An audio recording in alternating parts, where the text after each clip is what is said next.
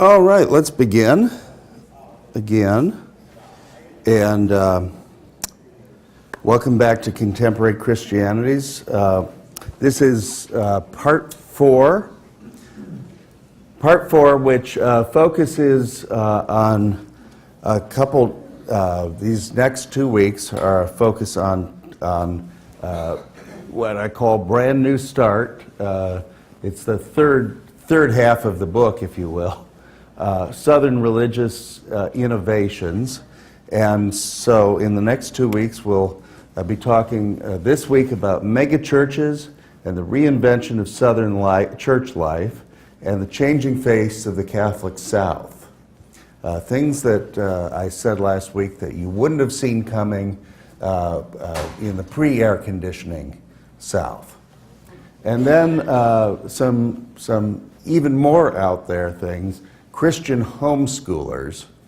I don't know if any of you have any idea how prevalent homeschooling is amongst very conservative and some other Southern Christians here today.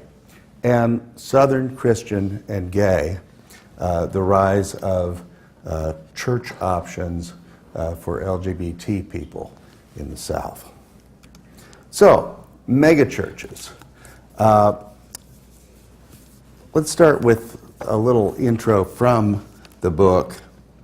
Megachurches are big in the South. That is the phenomena of megachurches, churches with approximately 2,000 people in weekly worship attendance, is especially prevalent in the South. The Hartford Institute for Religion Research, which tracks all things megachurch, estimates that the southern states, including Maryland and the District of Columbia for their purposes, accounts for 32% of all the nation's megachurches. The significance of this figure becomes clearer when we notice that the same states account for only 25% of the country's population.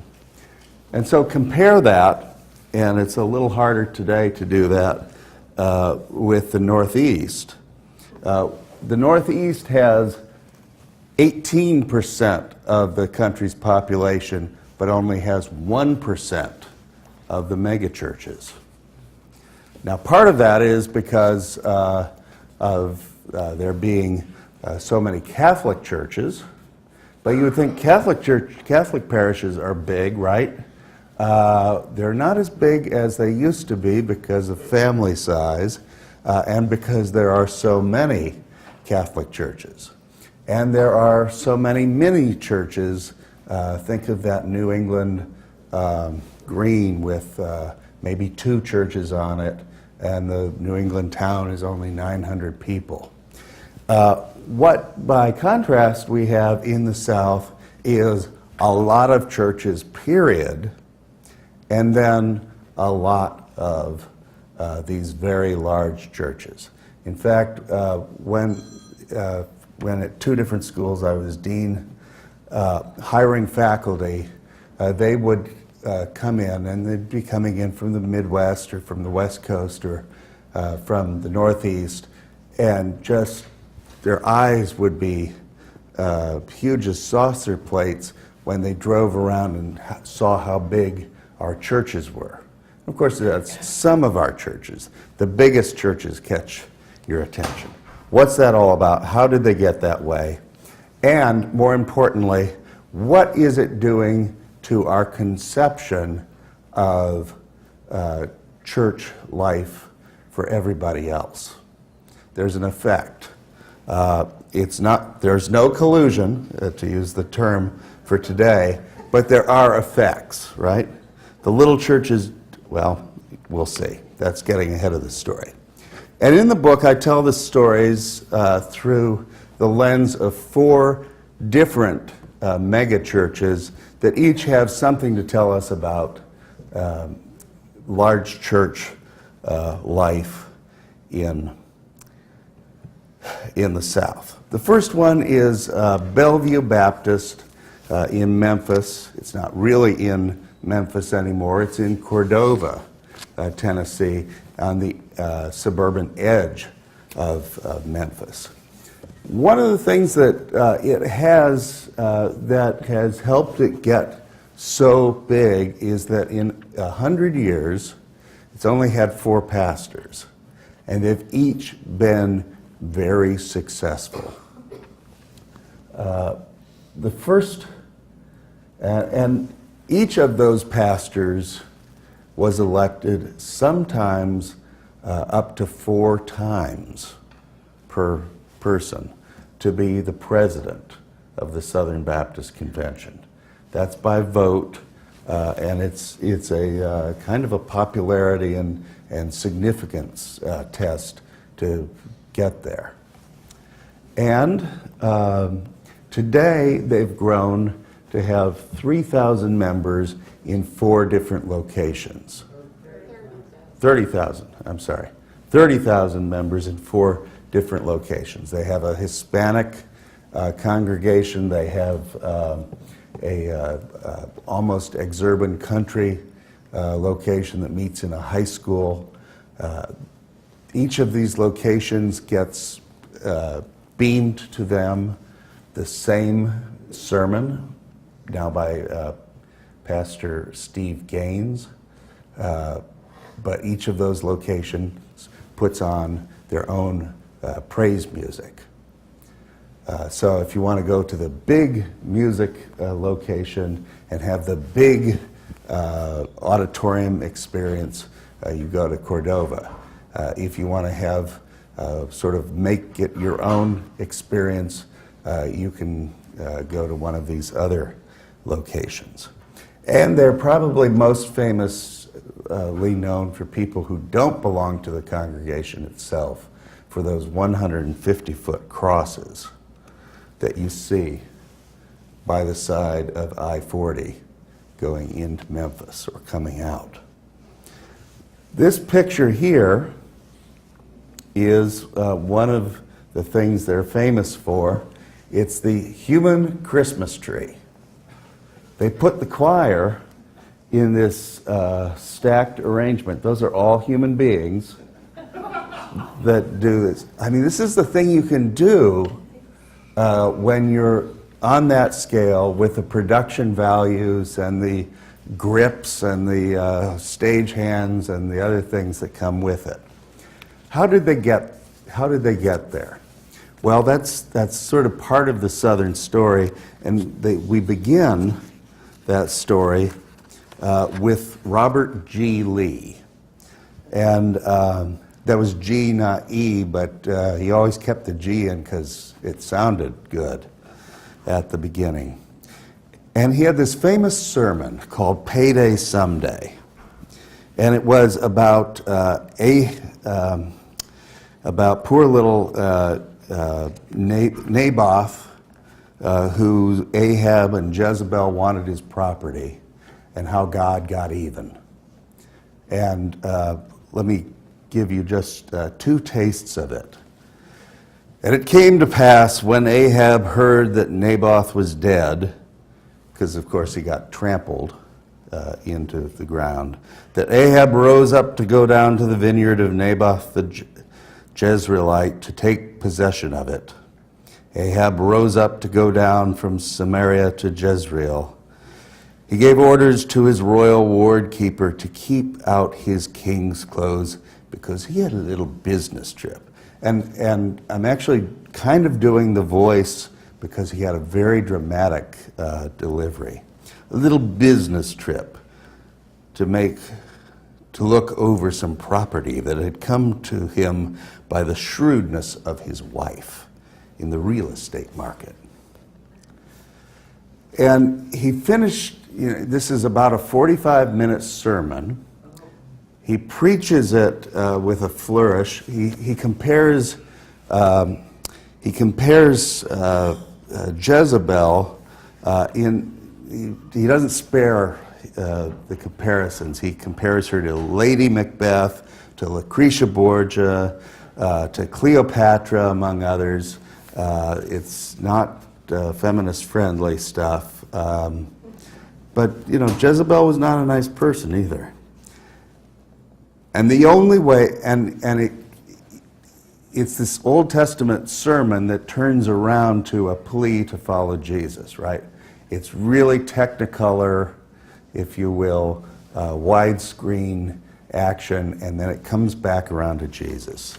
And the only way I know for any man or woman on earth to escape the sinner's payday on earth and the sinner's hell beyond, making sure of the Christian's payday on earth and the Christian's heaven beyond, the Christian's payday is through Christ Jesus, who took the sinner's place upon the cross, becoming for all sinners all that God must judge, that sinners through faith in Christ Jesus might become all that God cannot judge. Payday someday. Now, he preached this over 8,000 times. People would ask him to come to their cities and churches to preach this sermon. I've had to read it. He had it memorized. He built this church in downtown Memphis to 9,000 members in the early decades of the 20th century. The church began, like other churches, to fall a little bit on hard times in the 60s and 70s. In 1979, Adrian Rogers, who would be one of the key people who led the fundamentalist takeover of the Southern Baptist Church, led it out to Cordova and built this huge barn of a place. Rogers was also quite talented and very quotable and quippy. He was the kind of preacher who could catch attention. And in fact, his sermons, which were televised, are still available on the internet and on cable. So 1,400 times a week somewhere in the world, at the point where I was researching the book, I could find Adrian Rogers was on TV with these sermons, which is pretty remarkable for somebody who at that point had been dead about 15 years. He'd have these one-liners. Adam's rib, Eve's fib, eternal sin, bang, bang, bang. Throw snakes into it, all this kind of stuff. No, I think women's lib was the final one. So Bellevue Baptist has what many of these mega churches have, and that is lots of rooms in a big church. It's not all big Colosseum style seating all the time. If you're 30 to 35 and you're single, there's a group for you. If you're 30 to 35 and you have just started a family, there's a group for you. If you're in recovery, there's a group for you. There's a constant curriculum running called Church 101. It's not that. It's like discover, engage, so forth and so on. It sounds like college course titles that are sequential: 101, 202, 303, 404, that you take. And they run continuously because the expectation is new people ought to be able to join this church at any one time. Because with 30,000 people, you've also got a back door that you need to stem and people you need to bring in the front door. Now let's go cross 40 and up to Thomas Road Baptist Church. This is the church started by Jerry Falwell, 1956. It meets initially in an old Sears Roebuck warehouse. Jerry Falwell founded it the old-fashioned way that most preachers started churches back in that day. It'd be almost scary to think of preachers doing it today, but he went to doors and knocked and invited people. Said, "Hi, I'm Jerry Falwell, and I've started a church. Would you like to come?" Et cetera, et cetera. We screen our calls. We have Ring doorbells and everything else to prevent those sorts of things. But that's how he started his church, and it kept growing and growing and growing. Pretty soon, he had a old-time gospel hour program that sort of defined the way he had a big church with a nostalgic program. It was big, but it felt like an old-fashioned Baptist church with homey sermons and what have you. Today it's grown. Today it has grown to the point where it is surrounded by Liberty University. Liberty University is the largest Christian university in the world. It's over 30,000 people, a huge number of people on campus, a huge number of people taking their degrees online. I did the tour together with my wife, and they're both slick and welcoming, and particularly welcoming to veterans who have GI benefits. And on your GI benefits, you can pretty well get through Liberty. Lynchburg, Virginia. Out Thomas Nelson Road from westward coming out of Charlottesville, about 58 miles or thereabouts. And Thomas Road Baptist Church also has a place for everyone, and different services to manage to keep those generations together. They've done it slightly differently from Bellevue. So on a Wednesday evening, Wednesday night church, which is also a great Southern tradition, they when we went in the lobby, which is called Main Street, which leads off in different directions. The first thing we saw after we got past the maybe I should tell you that the bumper stickers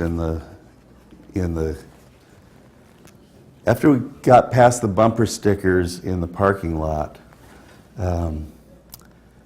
that said, "Real men love Jesus. Those who hammer their guns into plows will plow for those who do not." Thomas Jefferson. By the way, he never said that.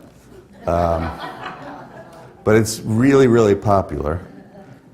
Yes, we can secede. Obama is president at this time, and this particular community didn't vote for him. And where's the birth certificate?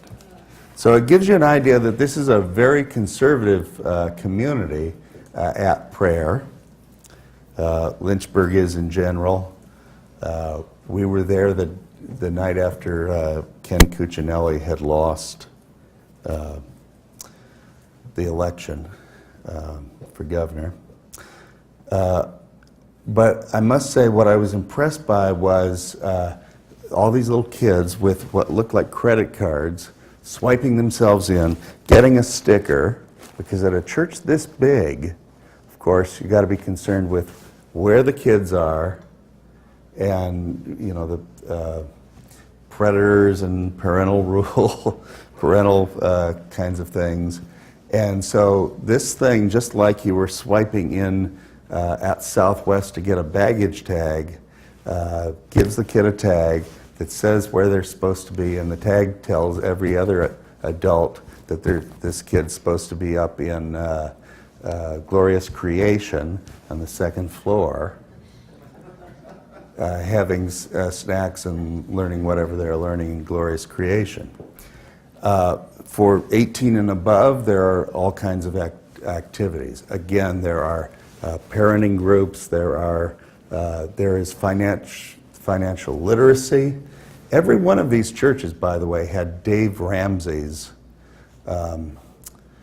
Financial Peace University as a curriculum.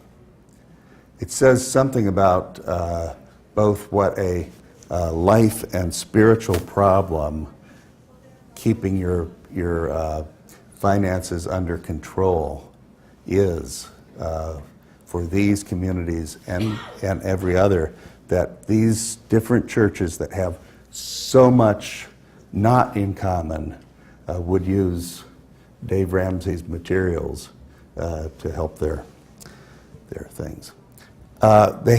This church has ministries for male addicts. They have a house that has up to 200 male folks in recovery at one time. They have an unwed mother's home called the Godparent House, where it's like the old Florence Crittenden homes, but Thomas Road Baptist runs it.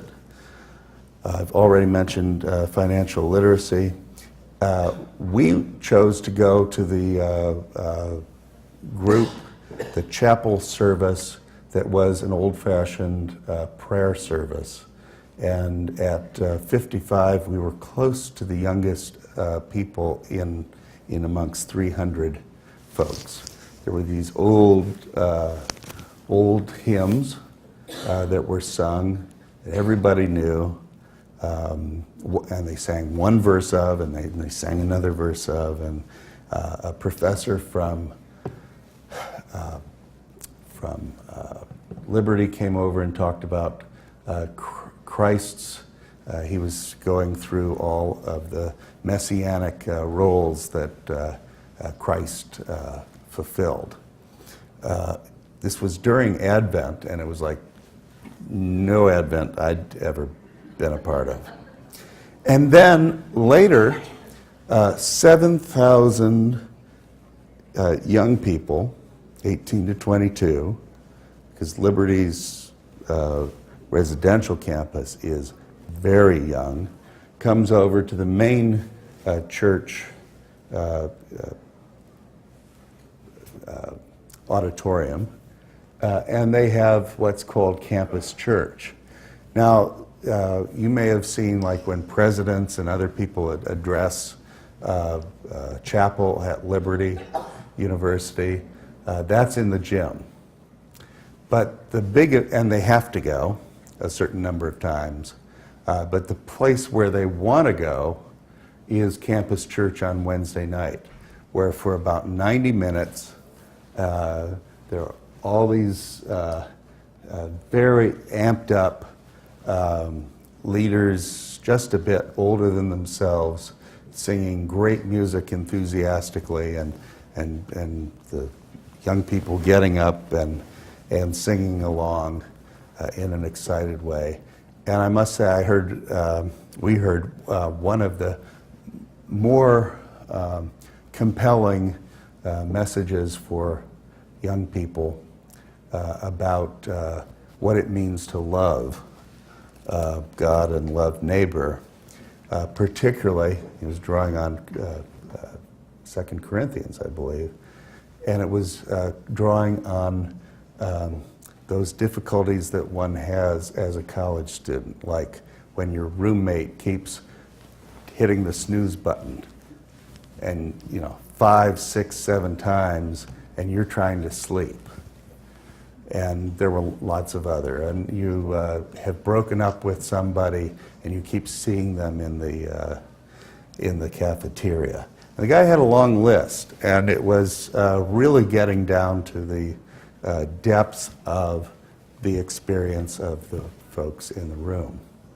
Problem was, he was preaching, in essence, a very human application of love, Christian love, And the songs were all about, I am not worthy, I'm a worm, you paid it all, God. So it's very interesting what the songbook of contemporary youth evangelicalism is as compared to what this very clever campus pastor pulled off. Next we go to New Life Missionary Baptist Church in Lithonia, Georgia. This was led by Bishop Eddie Long. Bishop Long. Bishop is bishop in the sense of overseer in the New Testament, not bishop in the sense of a bishop with an episcopal polity. And, you know, how is it? It is an example of what we call a Baptist church. It practices both healings and prayer for more and more abundance to come our way if we become partners with God.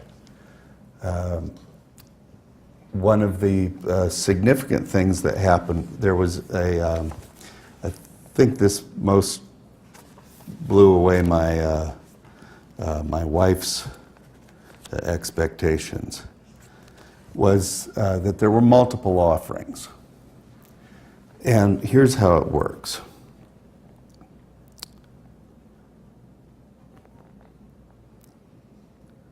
Got to find the line in the dark here. First, the ushers collect your 10% income tithe, a requirement to be blessed.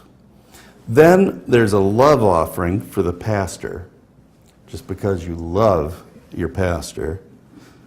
An offering after the sermon for the guest evangelist, because we got to pay the guest evangelist who was there. And last, and this is important, your seed offering. A seed offering is where you plant a seed with God to be blessed tenfold for the things that you want.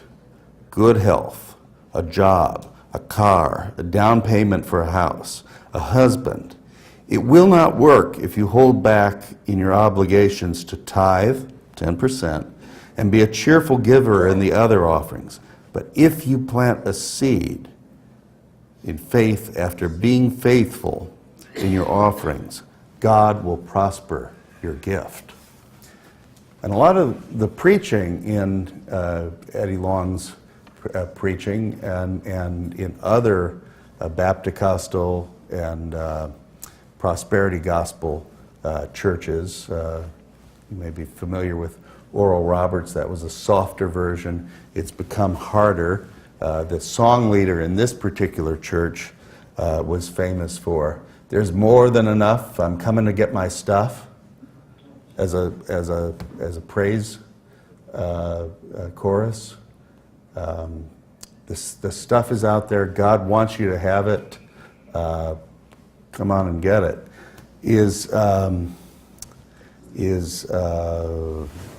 That's a feature.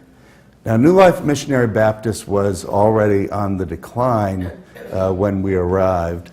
The parking lot was about a third full, because this was after Bishop Long had his sex scandal, and it was about 2 years before he would eventually die of cancer.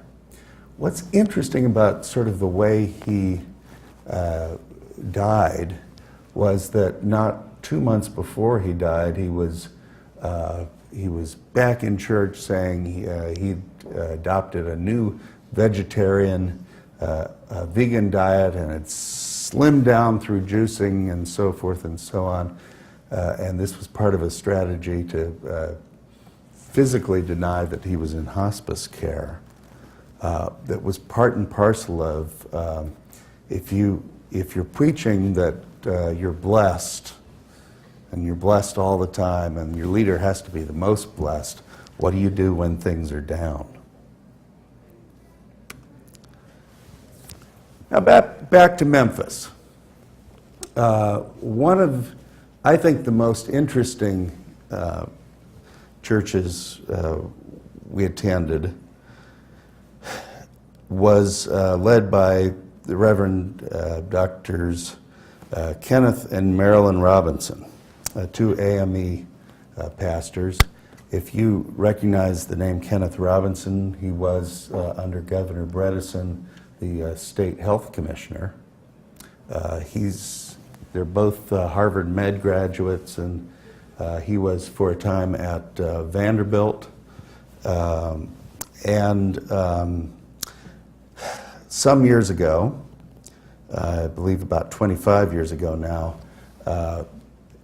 they had a very successful church in East Nashville, and the AME bishop, as bishops are allowed to do, said, "I am moving you to Memphis." They moved him to Memphis, and the church they assigned him to was in South Memphis. I don't know if you know Memphis very well, but it was a very beleaguered community. And he was given a tour, and the deacon who was touring him around said, "Well, this is," around the second floor, he says, this is the ladies' lounge, this is the men's lounge, this is the youth lounge. I guess you can see what we've been doing here." They grew this thing by challenging it to be more than a lounging church of 300 mostly older people. And in spite of its terrible location, they drew in other African Americans of middle class and upper middle class capabilities to dynamic worship and combining people with haves, the ability to teach reading and coach the SATs and teach dance, what have you. They've got a huge dance program for boys, girls, and teens. Great worship where Dr. Kenneth Robinson comes down off how he would talk in the hospital to talk to people in the neighborhood, and grew the thing to over 2,700 members. As the church grew, the neighborhood prospered. So they also developed a CDC, a Community Development Corporation, that built older folks' homes, low-income houses, treatment programs for people in addiction. The church became, in effect, the seed for the neighborhood. And St. Andrew's is colloquially known in the neighborhood as the Saint. So, what's it all mean? All these big churches and all the different kinds of ways they exhibit themselves. And I said there's a little collusion here. Everybody who goes to a mid-sized church or a small church has had some experience of one of these big churches, and a little bit of envy. They may like the tight experience of their own church, but there's no mistaking the fact that in a modern media saturated culture where things have high performance values on TV and movies and radio, it's sure good to hear a great choir and great musicians and an accomplished speaker. These churches all tend to be wired. That is, they use Facebook, they use push email, they have lists, they know how to communicate. Now some of them are tweeting, maybe more than you'd like. They're using multi-site locations more and more. We've got a lot of those here in Nashville. now. They have steady growth and constant newcomer orientation. By orientation, I mean not just classes, but also they're always thinking about their newcomers and not just about their existing members. They are big and small. They're big in the sense of a big gathering or gatherings several times a week and lots of classes to keep people involved. Their self-perception, when you ask them, this is the Hartford people again, the members say their churches are vital. So they don't feel themselves declining, and this creates some of that envy. Interestingly enough, they're not typically, the big ones aren't typically fundamentalist, not West Road Baptist, Fred Phelps fundamentalist, or highly liberal. They're somewhere in the evangelical middle. They don't have serious financial woes, even though you think of the Crystal Cathedral as a mega church. That's atypical. And they have similar staffing costs on a percentage basis to smaller churches. They're spending about 60% of their 50 to 60% of their total budgets on staff. They just have more of them. It's scaled. They're not independent, most of them, even though it says the People's Church or Community or whatever. They actually have a brand like the Southern Baptist Church or Church of God in Christ or something else that is behind them. You have to figure out what it is sometimes, but they're not typically independent, and therefore they're doing business as their own thing, but they're actually representing a traditional American denominational brand. Where I think it gets really sort of interesting is where you go to a little church out in Dixon, and a little Baptist church, and they have no more people in the congregation than we have right here. And the whole thing turned, if we turned it this way, the whole congregation nave space would be smaller, but they'd still have two big projection screens, right? It's the way in which the emergence of this standard, we've got to have screens because churches have screens, begins to affect all other churches. How these big box churches begin to influence the other churches, with some exceptions. With, again, some exceptions, Church of Christ churches aren't using instruments, and the Episcopal Church aren't using screens. But it's very interesting to see how the big dominant churches begin to affect.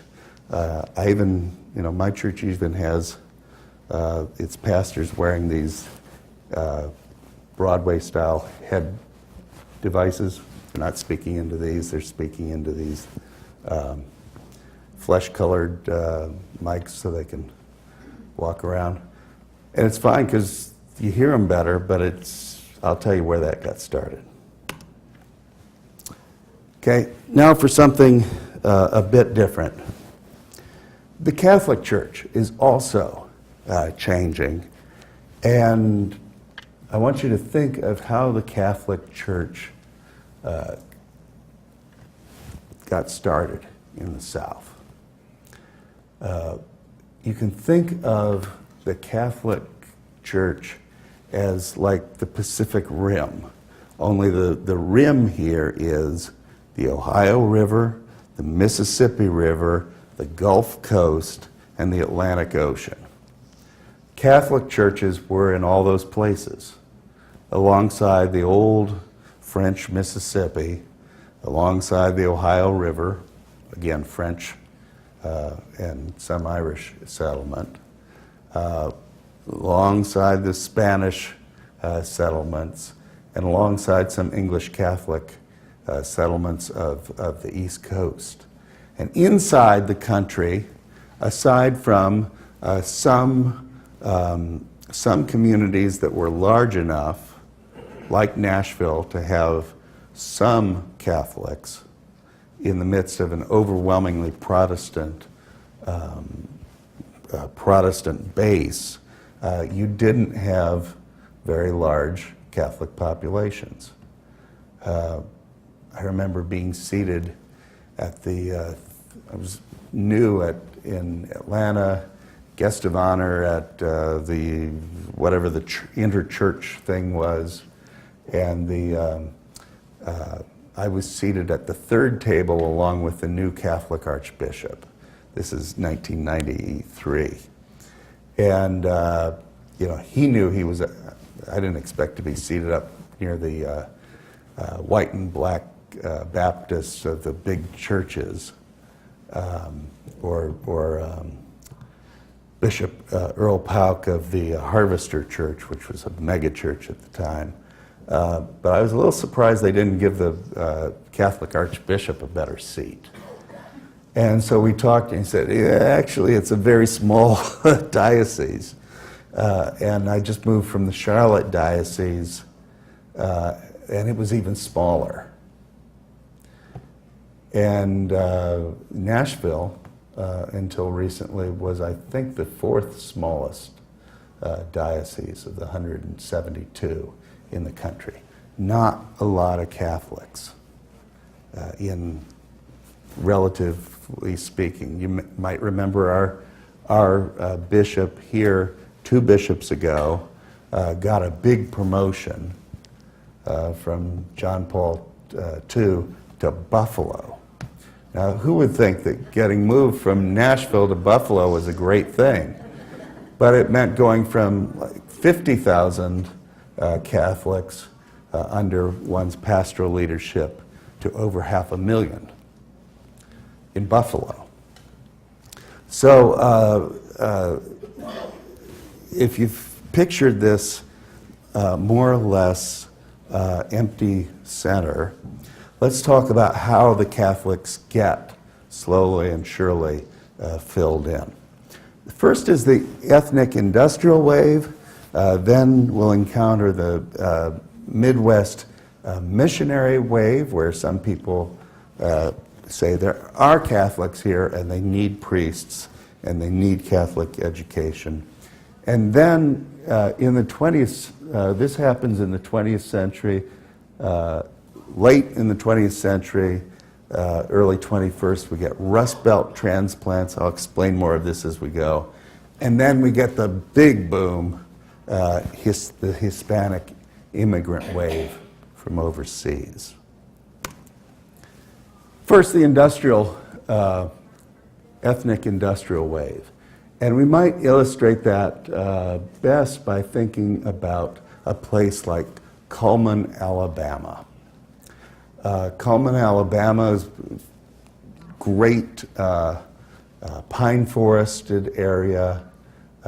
It is purchased by John Gottfried Cullman, who connects with the Louisville and Nashville Railroad in the 1860s, early 1870s, and he starts bringing Bavarians to Alabama to settle this area and help do iron mining. So they're going to be part of the industrial future, and what comes with that a little bit later is you've got these Catholics in the middle of upland Alabama, and they send around and finally reach some folks in Pennsylvania, the Benedictines, who say, well, we'll send some priests to start a mission there to supply the churches. And that church then that mission becomes St. Bernard Abbey. Benedictines from Latrobe, Pennsylvania, were brought to minister to a Catholic minority. They in turn attract people from Europe to come as young men and join the priesthood, or at least become lay brothers. One of the lay brothers, Brother Joseph, who can't become a priest because he has some physical deformities. And just like it says in the Old Testament, Levites can't become priests, so the Catholic Church did the same thing. What he did while he was working in the power plant, shoveling coal, in between that, was to begin building stuff with his hands. And we see here he builds out, first of all, he builds a grotto to Mary. I don't have that picture here. But eventually he'll build Rome, he'll build Jerusalem, he'll build Wonders of the World. It will become the Ave Maria Grotto. And when the route from Chicago, big Catholic country, down to the Gulf Coast becomes the beach route for snowbirds or people looking for spring break or summer break, right by US 31, it's just a few miles off, and over 1 million people a year will make the pilgrimage to see Brother Joseph's grotto. Most of them are like this. And they're made out of cement and little things that people would send him, like their buttons and medicine caps. And it's really remarkable that it looks so good. Here's one of his later works, Our Lady of Fatima, where some real effort has been made to cast this and cast it well. But again, you see, this is like a floor tile. This little, like you'd use in a bathroom. How far is that from here? How far is that from here? Yeah, Halfway to Birmingham. Yeah, halfway to Birmingham. Just Right off the interstate. yeah, yeah. It's great, actually.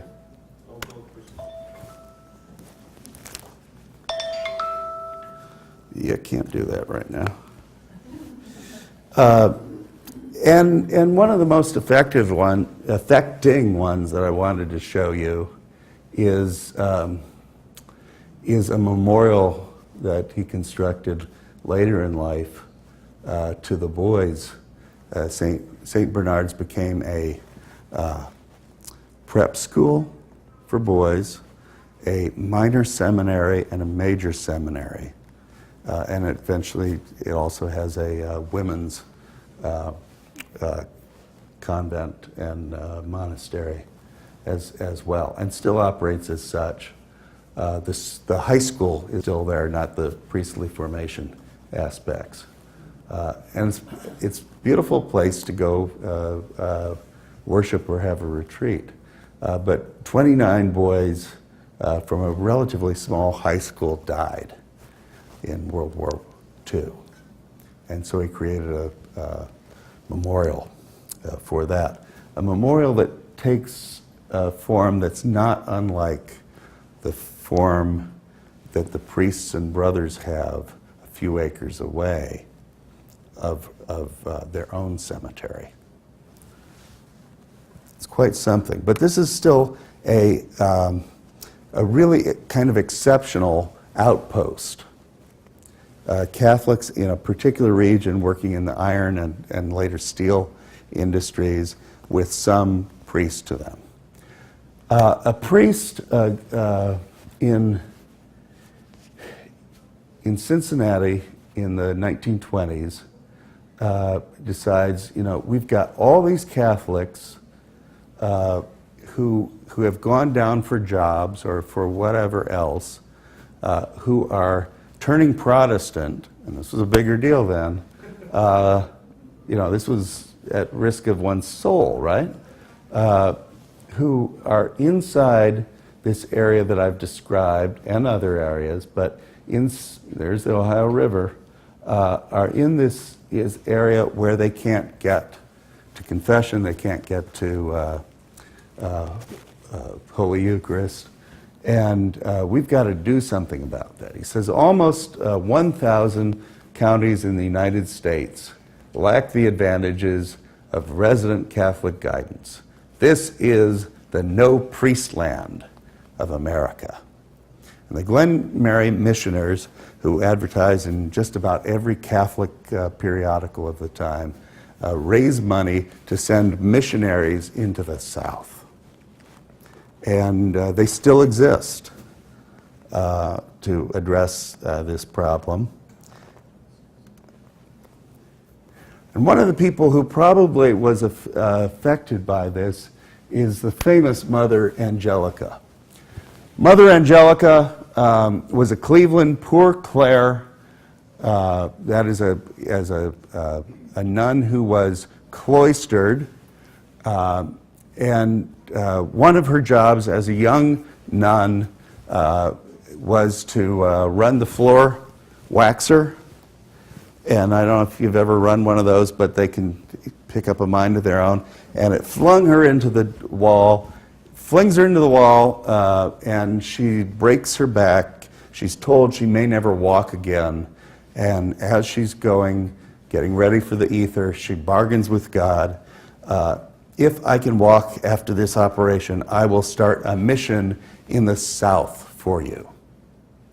Right? Going to the South is like, I don't know, going to Antarctica. It's really doing something. So she and 3 other sisters from Cleveland go down to Birmingham, outside Birmingham, and they sell fishing lures that they make in Catholic magazines.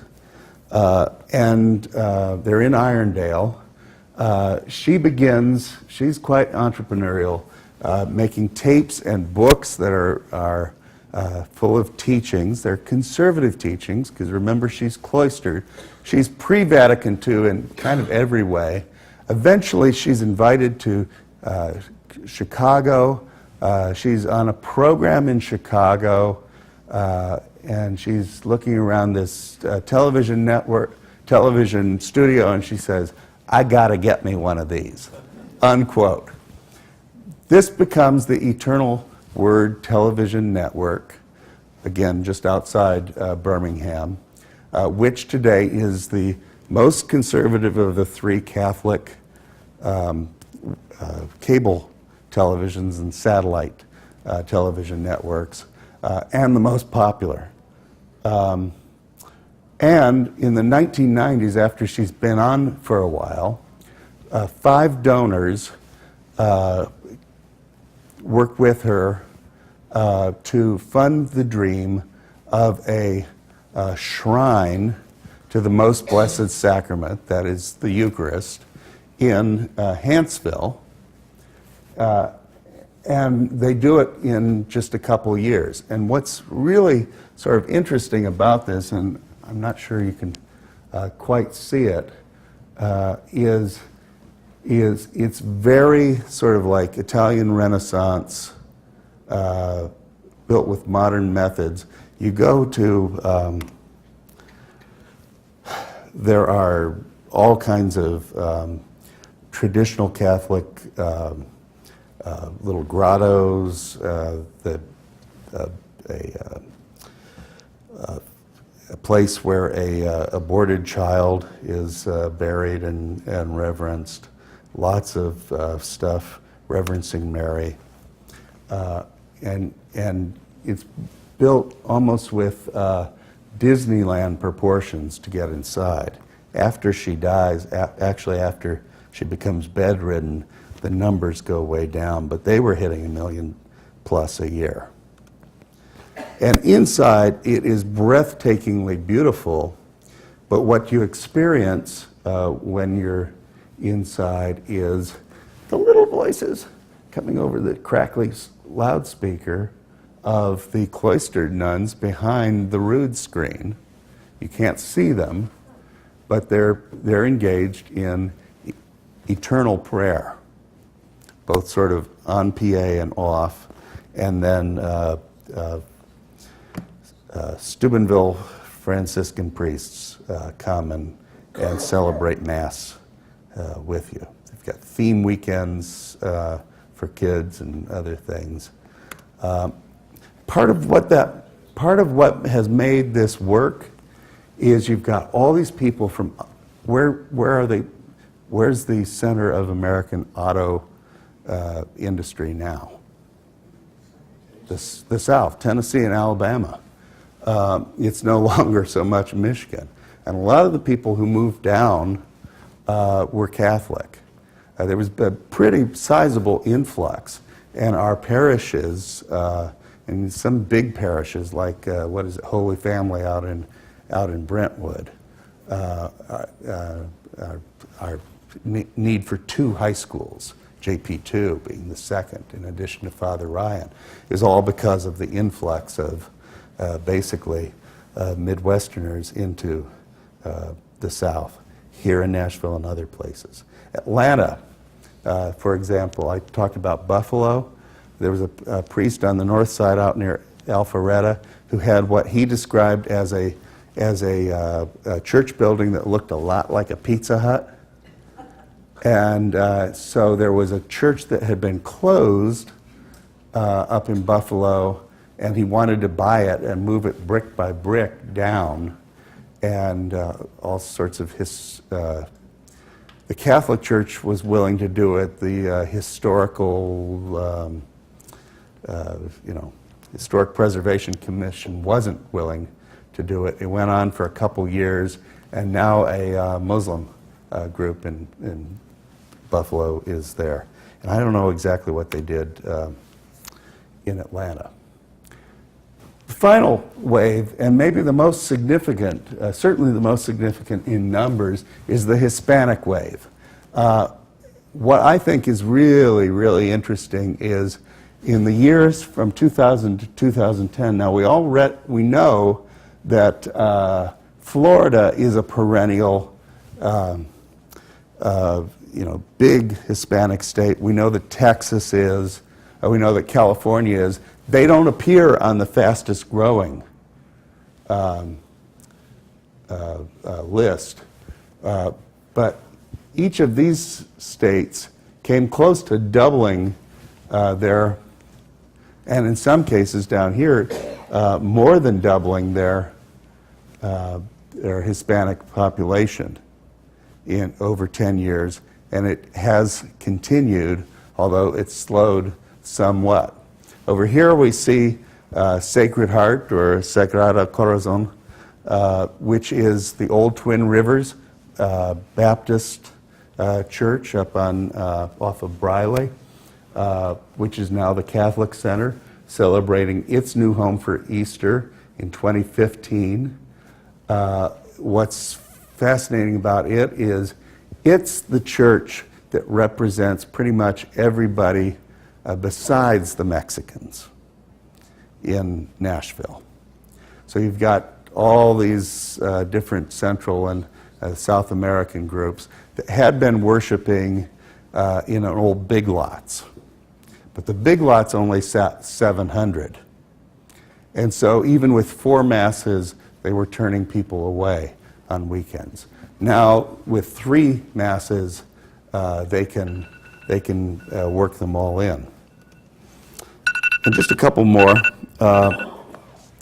The first Catholic Hispanic congregation in Nashville was founded out of St. Edward's. Reverend Joseph Green, Father Joe, said to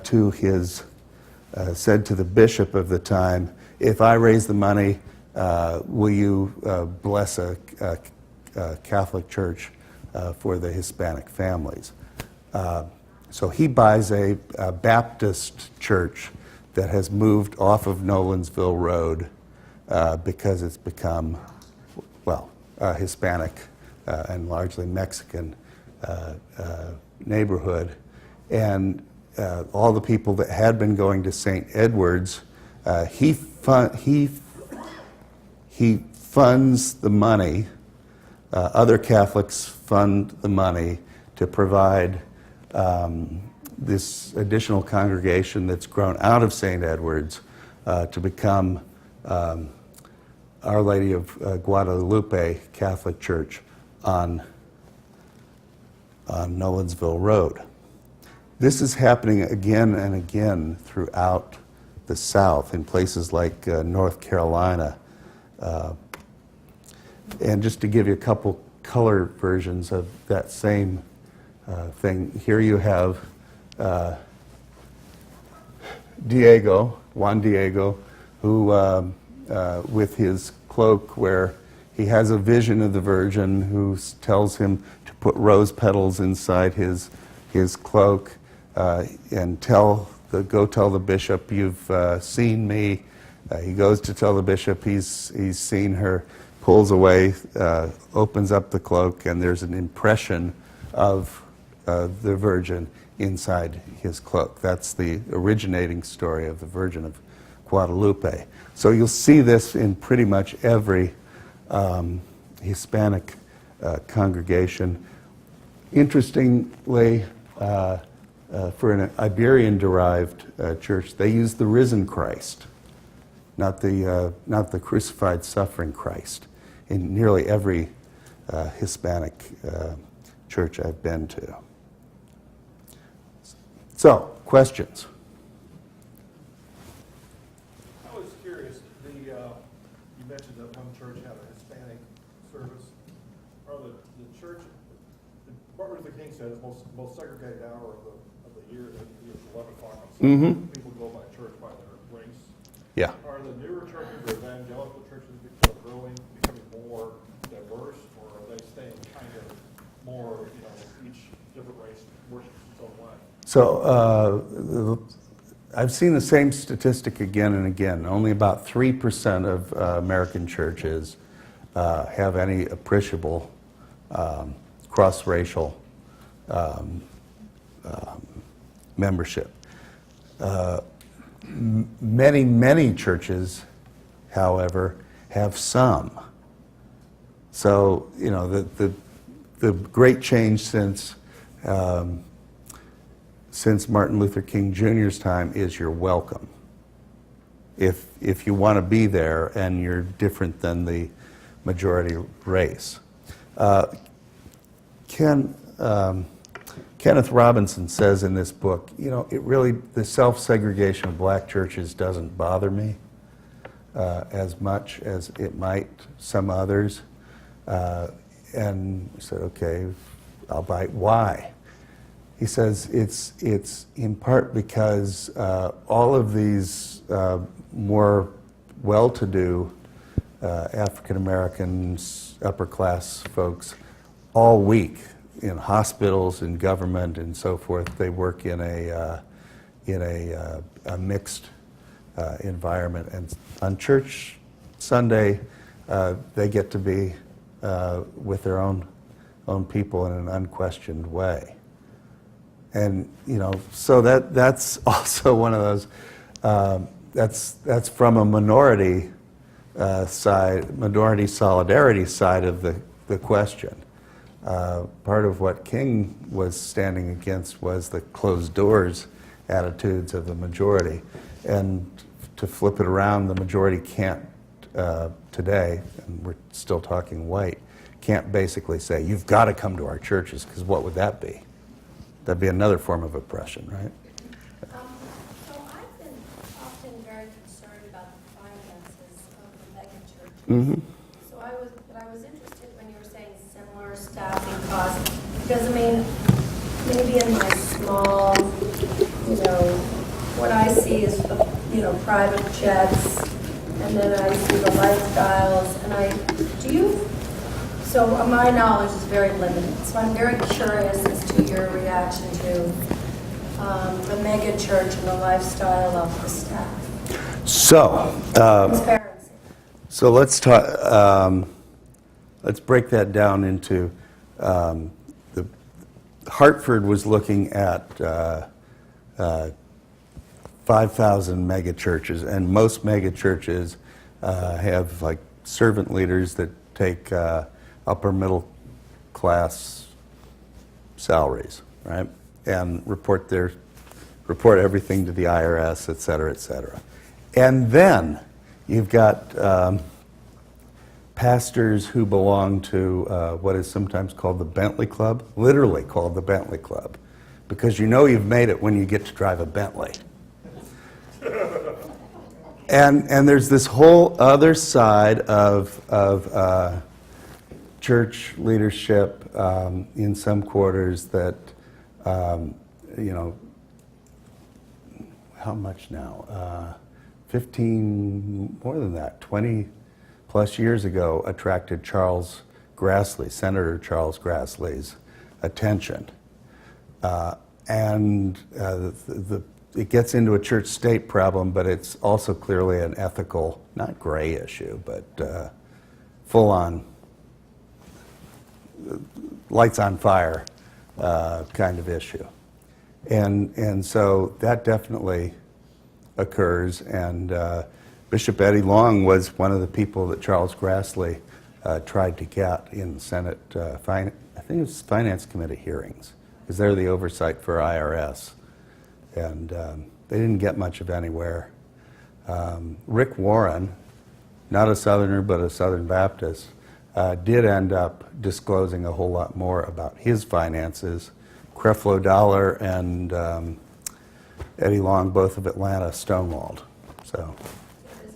It is a problem. Yeah, and Jim Baker, also a Southerner, was in the midst of that. So we got more than our share, just like I've argued here. Yes, back here, please. Kind of a similar question. Could you compare the mega church's business model with like a fitness club that they want you to join, they want you to pay the initiation fee, but they really don't want you to come because they really don't have the space if all members of the fitness center showed up. Do you see what I'm saying? Yeah. Comparison to that, if they 30,000, do they all show up?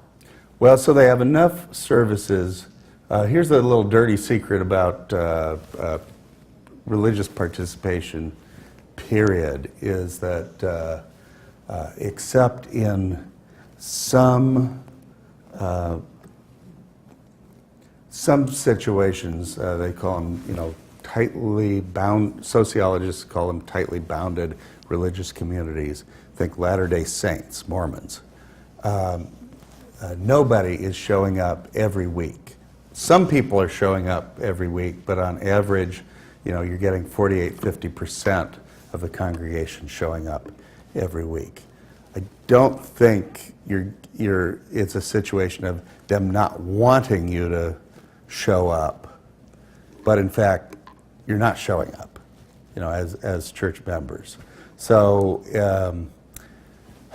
they'd probably like more of you as congregation members to show up, because the other thing is that involvement leads giving. Unlike a membership that they're going to stick on your Visa bill whether you use the gym or not. So it's a slightly different financial model, but a very interesting one as such. Yes? It Please. seems to me that most of these mega churches have been founded around a charismatic pastor.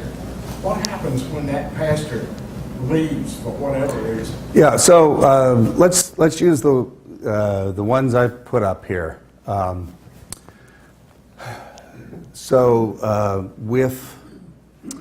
With Bellevue, they have been the one that has done really well over almost 100 years by getting, over 100 years now, by getting a really charismatic pastor after a really charismatic pastor, and using, because they're in a network of Southern Baptist, the Southern Baptist Convention, where there's a lot of preaching at the convention, they could say, ooh, Steve Gaines, I think he's from Texas, right? Came from Texas but had Tennessee roots. they could say, "Ooh, he'd be good for our next pastor." They were able to do that. Let's take another example like the Saint, also in Memphis, where it's an appointed pastor situation. Obviously, that's up for grabs. The bishop can ruin that situation in a hurry.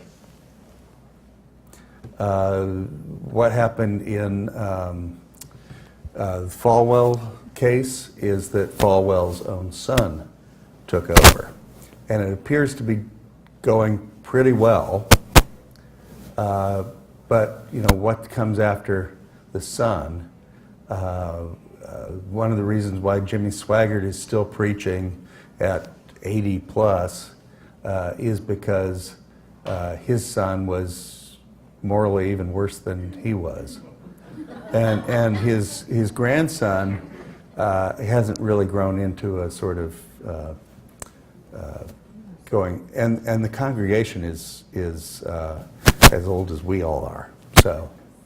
So that's it hasn't. If I had to predict there, that will dwindle. Sort of like the Crystal Cathedral. The Crystal Cathedrals, and you know what I'm talking about with Reverend Schuler?